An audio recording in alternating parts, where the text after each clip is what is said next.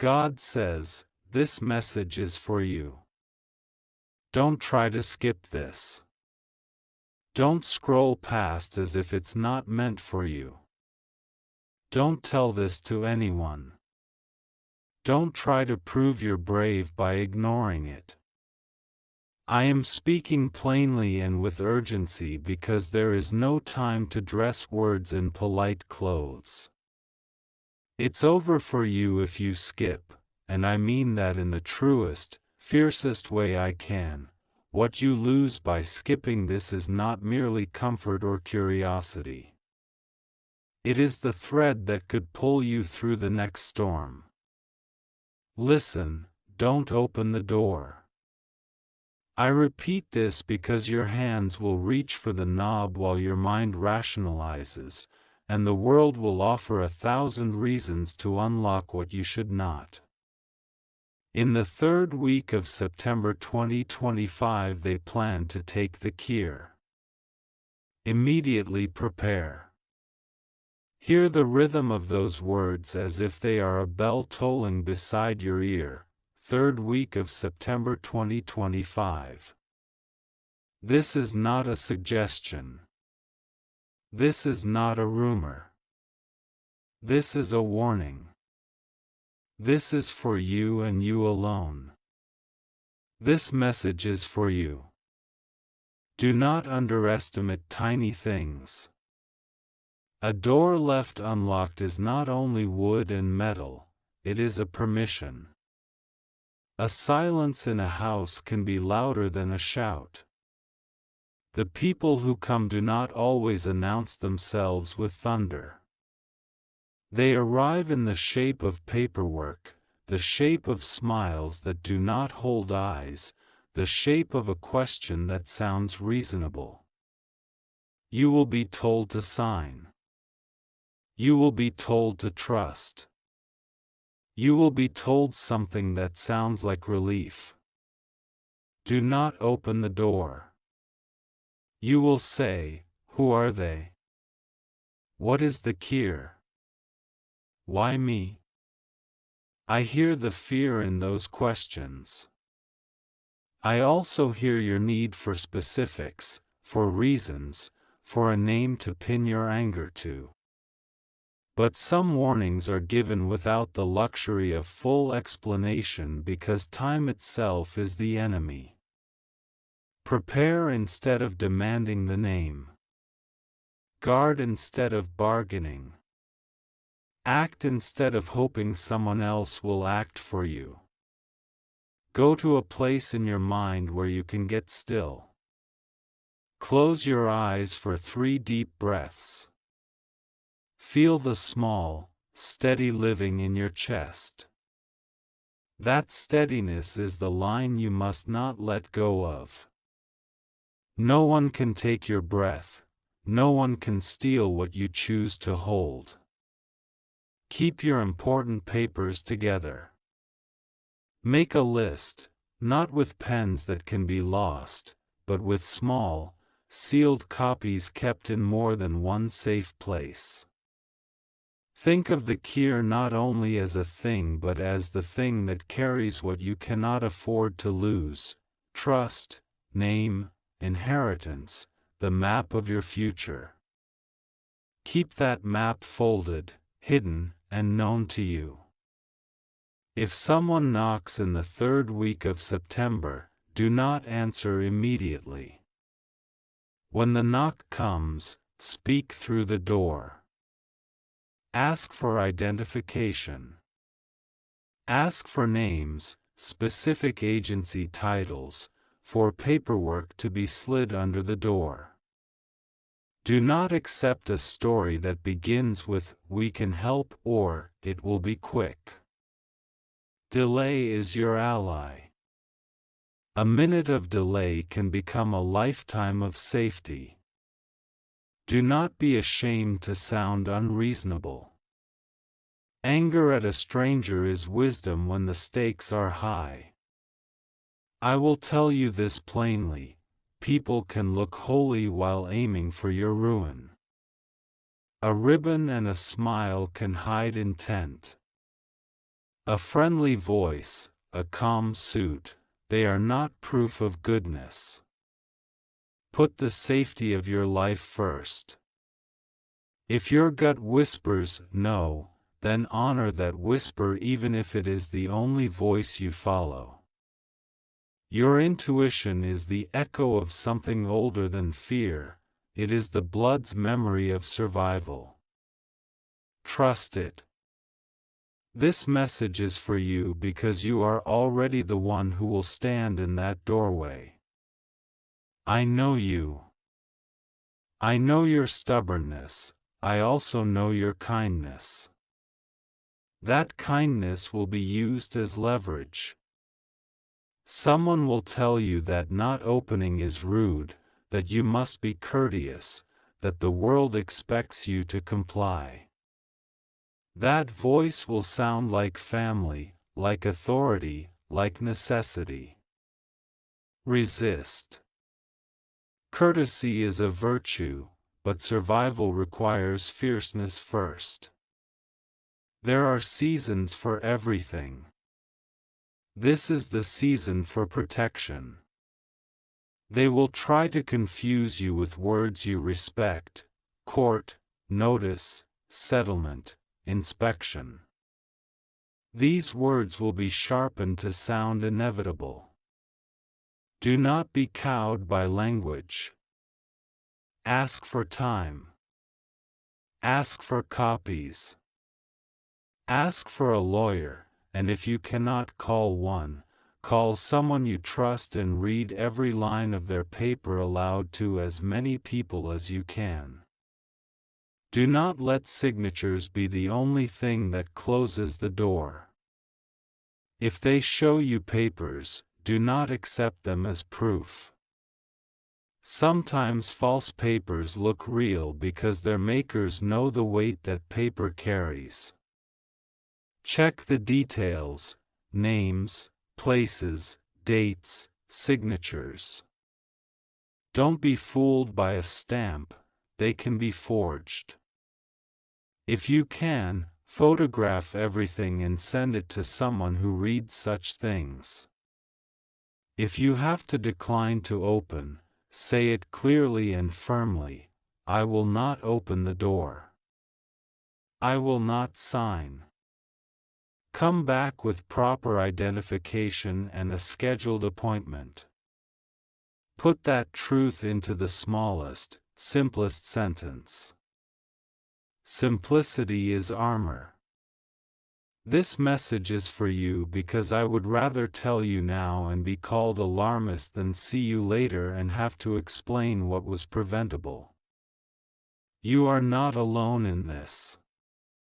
There are helpers who will stand with you, not always the ones who appear first. Often the real help appears where the world is clumsy, in the friend who refuses to let you be alone, in the neighbor who watches with careful eyes, in the lawyer who still answers the call at an odd hour.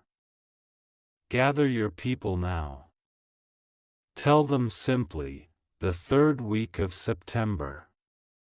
Tell them the instruction: do not open the door.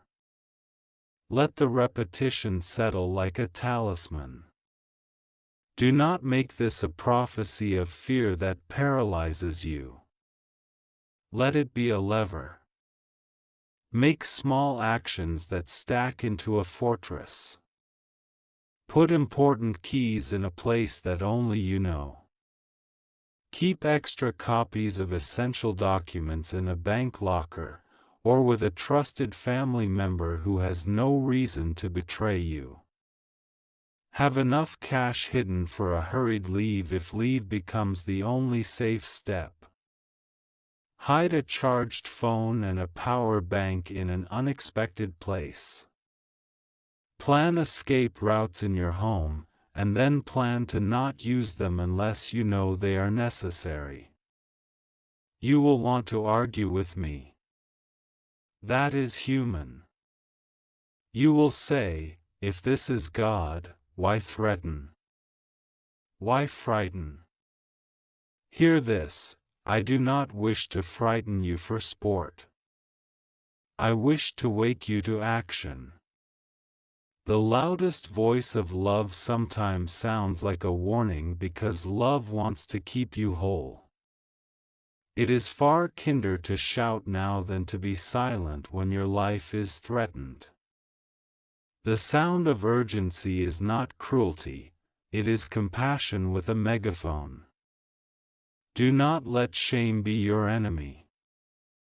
Shame will tell you the invasion is your fault, careless, distracted, naive. Shame will whisper that you deserve this because you were not meticulous, not prayerful enough, not vigilant. Silence shame. If you were warned and you acted, that is wisdom. If you were not warned, that is not sin. The world is full of people who lose things and then learn lessons they would gladly have learned sooner. You are being given time to act. Use it. There is no guilt in protection. There will be voices among the people who try to help that say this is exaggerated. Some will call it fear-mongering. Some will say the threat isn't real. You must weigh those voices against the sum of your preparation. If your preparation was minimal and their warning is loud, act. Better to be prepared and never need it than to be surprised and forever regretful. Make the practical choices now. Name the things that cannot be allowed to go, your documents, your identity, your children's records, the things that anchor you to your life. I will tell you specifically, check your mailbox for anything irregular. Mail is an old trick, but it still works because people trust the old. If you find unexpected letters demanding signatures or mentioning hearings you never knew about, do not comply. Photograph them, and bring them to someone who can read legalese without blinking. If you have elders in the home, make sure they understand the plan. If you live alone, make sure someone knows exactly where you are and how to find you. If you have children, rehearse a code word with them that means, do not answer the door. Practice it like fire drills. Rehearsal removes panic. If the intent is to take the Kear, know this, things called Kear can be many things. They can be an heirloom, a deed, a title, a paper, a license. They can be a key to a safe. They can be the signature that unlocks wealth for someone who is not you. Keep your Kear tight. Move it if you must. Place it where only your heart remembers. If you store it in a physical place, do not write its name on anything visible. Disguise it in something ordinary. The simplest disguises are the safest: a book with hollowed pages, a sealed jar in the back of a cupboard, a false bottom to a drawer. If your Kear is digital, lock it behind passwords that are not obvious and back it up in at least 2 separate, secure locations. In the 3rd week of September, the sky will not change. The sun will rise on breathing people who refuse to take small precautions because their days are busy. Your being warned does not mean the world clicks into a different color. That is why you must be intentional. Intentional acts look like tiny threads woven deliberately, a call made at noon to a trusted friend, a spare set of keys hidden, a lawyer's number saved under a name that does not reveal its true purpose.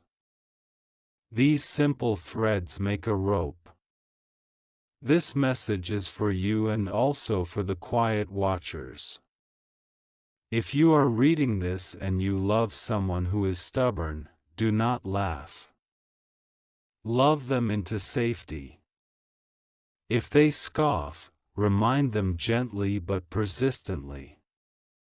Do not let politeness disarm you. Sometimes the most compassionate person is the one who will be rude enough to say what must be said.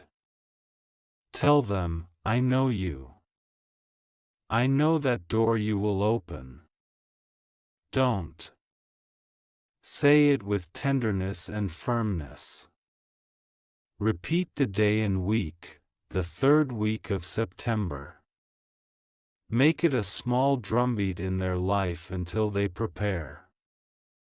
There will be those who try to use the language of authority to make you comply, official, court order, immediate action required.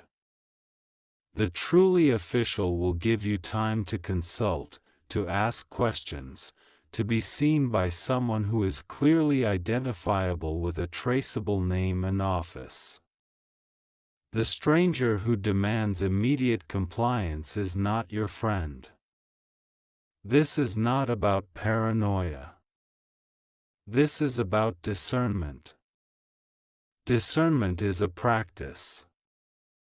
Practice it now. If you feel anger rising because of what I ask, that anger is fine. Let it be your fuel. Channel it into doing the things that will keep you safe. Anger when harnessed can become clarity. Walk through your home now in your mind. See every lock. See every window.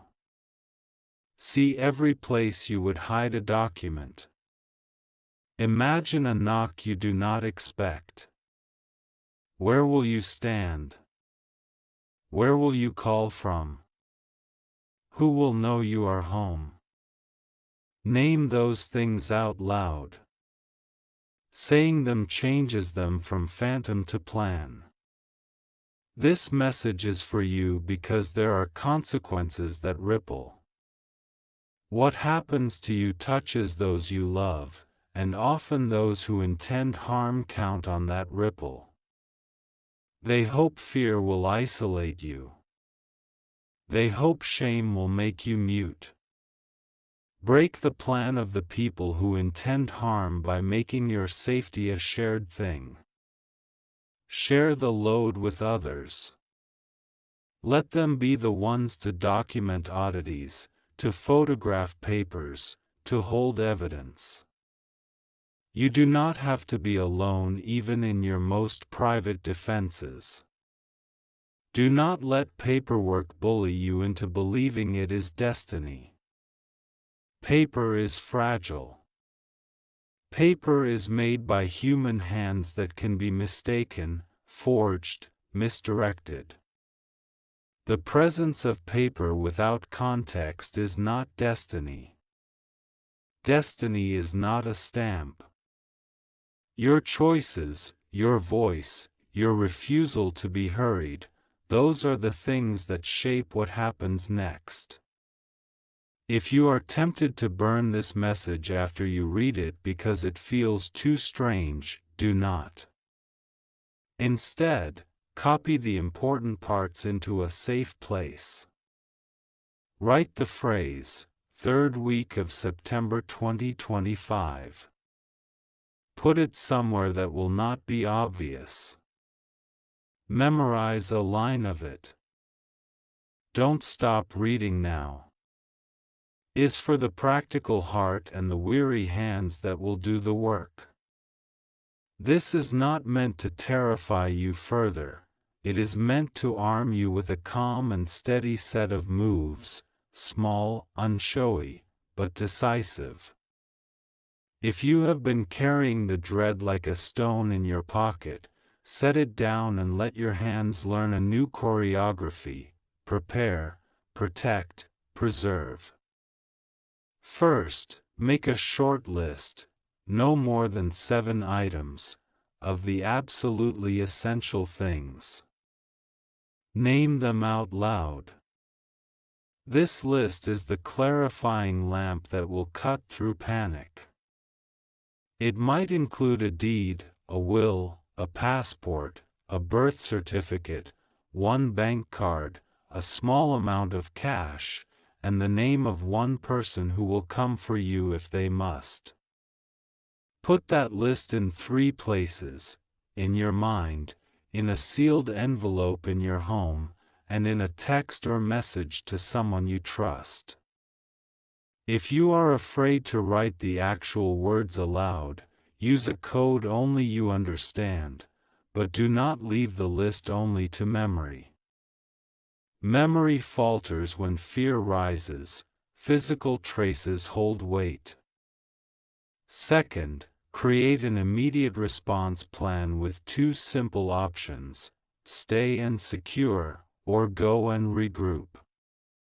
If you stay, know how to lock down quickly and whom to call first. If you go, know where you will go and what you will take. Both plans should be rehearsed until they feel less like fantasies and more like muscle memory. Practice once or twice so you know the rhythm: where you go, how you lock, who you tell. Rehearsal does not create fear, it creates readiness.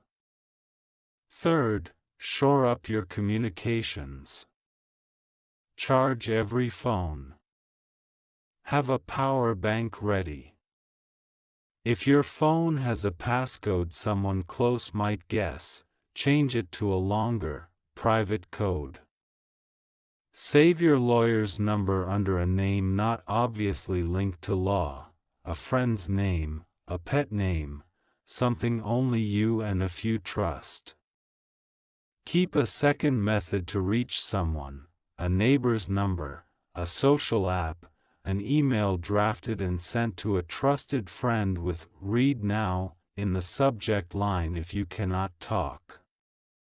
If you can, set a message on a trusted person's phone to say, "3rd week of September, check on me." Small signals like that can move people to action before you have to explain. Fourth, gather proof. If anything suspicious arrives, a letter, an email, a phone call asking for immediate action, create a record. Photograph the letter. Save the email with the header intact. Record the caller's number if possible. Evidence is a tether: it brings the story back into light where it can be examined. If you must take something to a neighbor or a friend, be sure they note the time and the condition of what you shared. Witnesses, even informal ones, turn isolation into testimony. Fifth, fortify the home in ways that are pragmatic and subtle. A secondary lock, even a simple chain, is not a sign of paranoia, it is a practical detail. A door peephole, a camera app on an old phone set to record the entrance, a visible notice that all visitors must be scheduled, these are small deterrents. People who intend to take advantage are discouraged by little obstacles. Little obstacles slow them and give you precious time. Sixth, tend to relationships that can save you. If there is someone who will not listen to warnings, do not give up.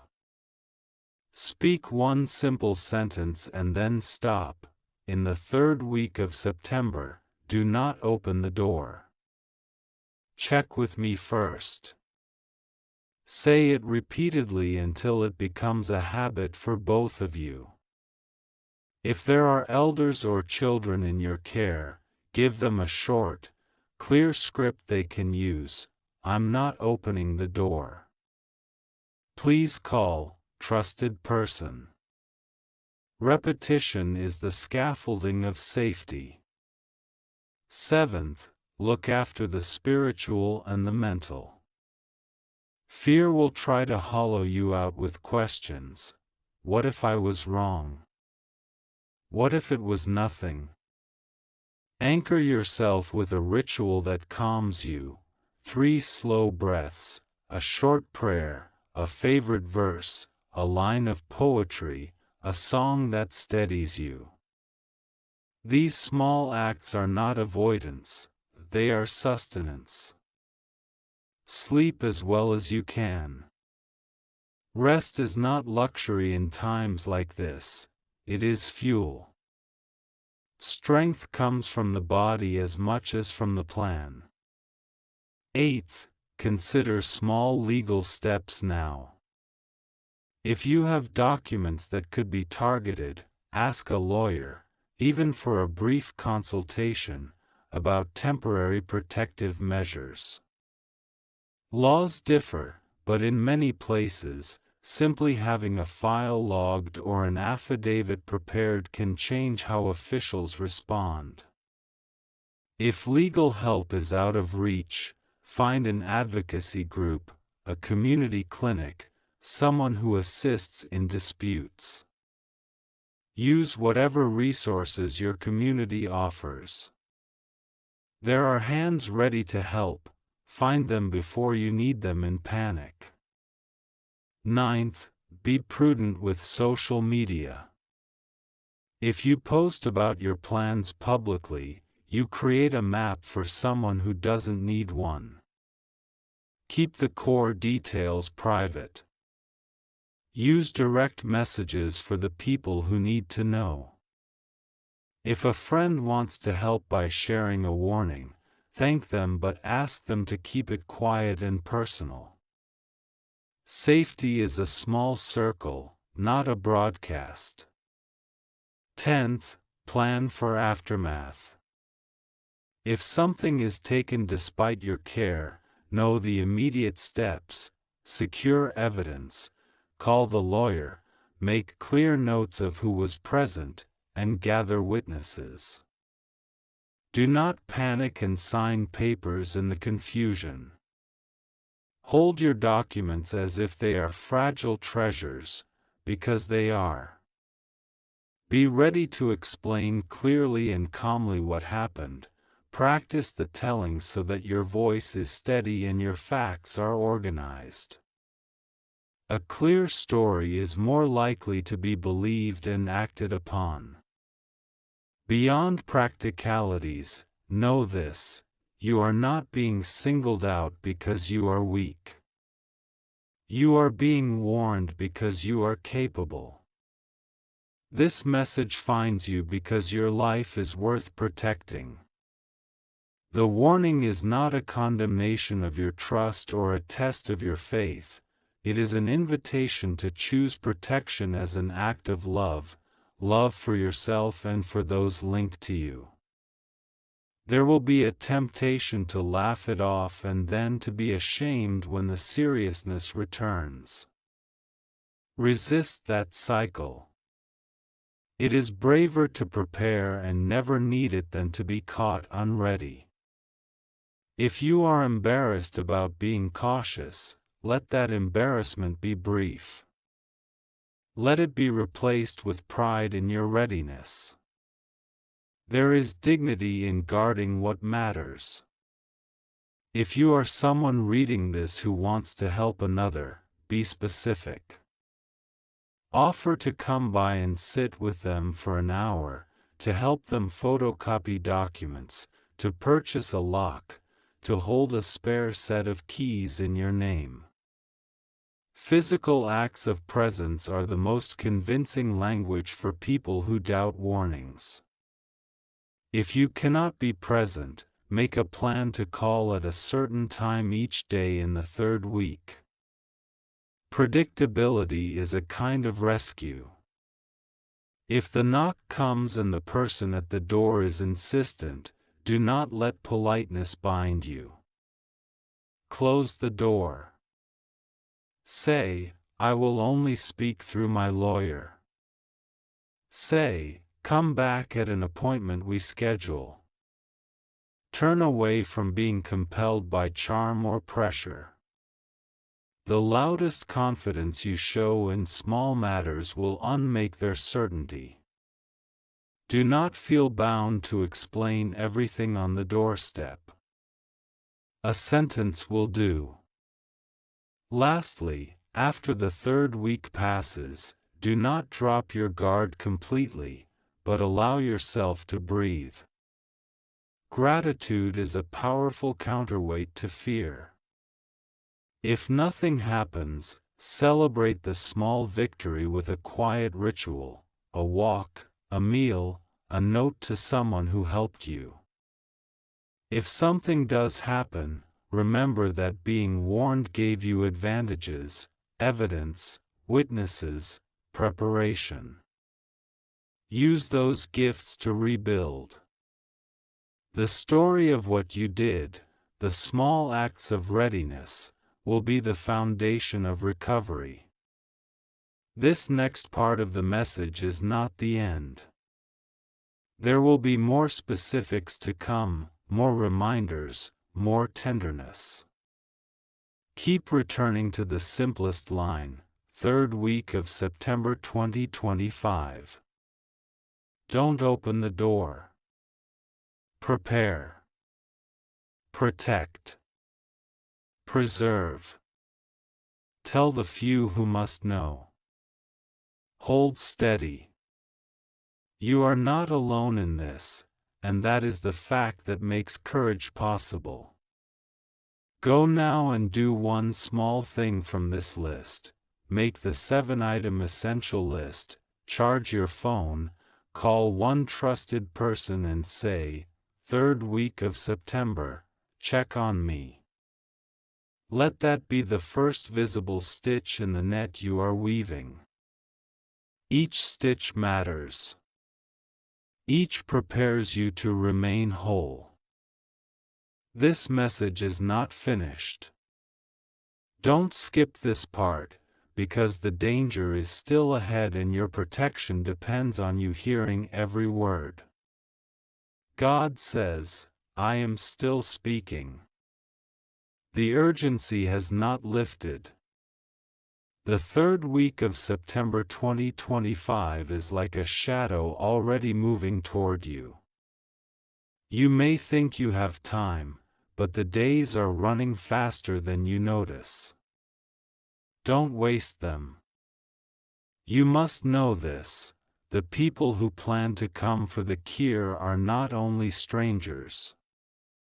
Some will wear faces you recognize, some will use names that sound familiar. That is why the danger is so sharp, because betrayal always hides in something that feels safe. They may say, "We came because we care," but their intent is to take, not to give. Listen carefully. Love does not demand sudden signatures. Love does not knock at your door with urgency to strip you of what is yours. The knock will not be thunderous at first. It may be soft, almost polite, designed to lull you. That is the first trap. You must not confuse politeness with harmlessness. Remember this: wolves smile too. You will hear words that sound like kindness, but underneath is a hook. Do not take the bait. I tell you again, do not open the door. If you feel yourself weakening, if you feel your hand drifting toward the handle, remember these words like fire in your veins: if I open, I lose. Say it aloud. Shout it if you must. Speak it as a command to your own body: I will not open. Prepare for their tricks. They may claim urgency: this is official. They may use fear: you will lose more if you don't cooperate. They may try guilt: Why are you resisting us? Don't you trust? They may try compassion, we just want to help you. Every line is bait. Every word is a thread pulling you toward opening. Cut the threads by refusing conversation longer than necessary. Short sentences are your shield, send it in writing. I will consult. Goodbye. Do not stand alone in the third week. Isolation is their greatest weapon. Arrange now for someone to be with you at least part of the time, a trusted family member, a loyal friend, even a neighbor who understands your warning. Presence disarms intruders. Darkness preys on solitude. Do not leave your most vital belongings all in one place. Scatter them in small, clever ways. If the Kear is physical, hide it in the plainest, least suspicious object in your home. If it is paper, seal it inside something ordinary, an old notebook, a stack of magazines, a recipe box. If it is digital, encrypt and duplicate it. Have 2 copies in 2 different secure places. The act of scattering is not paranoia, it is wisdom. God says, even as I warn you, I strengthen you. Fear may rise in you like a storm, but courage is the anchor that holds the ship steady. Courage is not the absence of fear, it is action despite fear. When the knock comes, your voice may shake, your hands may tremble, but if you hold the line, you have already won. Do not dismiss signs. If your pets bark strangely, if your neighbors notice people watching the house, if you find letters that make no sense, these are not coincidences. They are ripples of the storm approaching. Treat them as confirmation. Write them down. Note the times, the dates. Every small detail is a weapon in your defense. Do not boast about this warning. Do not scatter it in careless conversation. Share it only with the few who must know and will believe. Laughter from doubters will only weaken your resolve. This message is not for everyone. It is for you. Guard it like you guard the Kear itself. And remember this, after the third week passes, the danger may not be entirely gone, but the greatest storm will have moved. Your vigilance in that week is the wall between you and ruin. Hold strong in that span of days. It is short. It is survivable. It is the test of your endurance. This message is not yet complete. God says, I will keep speaking until the strength is planted in you like iron. Do not look away. Do not scroll past. Don't tell yourself later. Later is the lie that danger loves. Now is the only shield. Don't open the door. Don't hand over the Kear. Don't let smiles trick you. Don't believe urgency that is not yours. Don't stand alone. Don't forget, 3rd week of September 2025.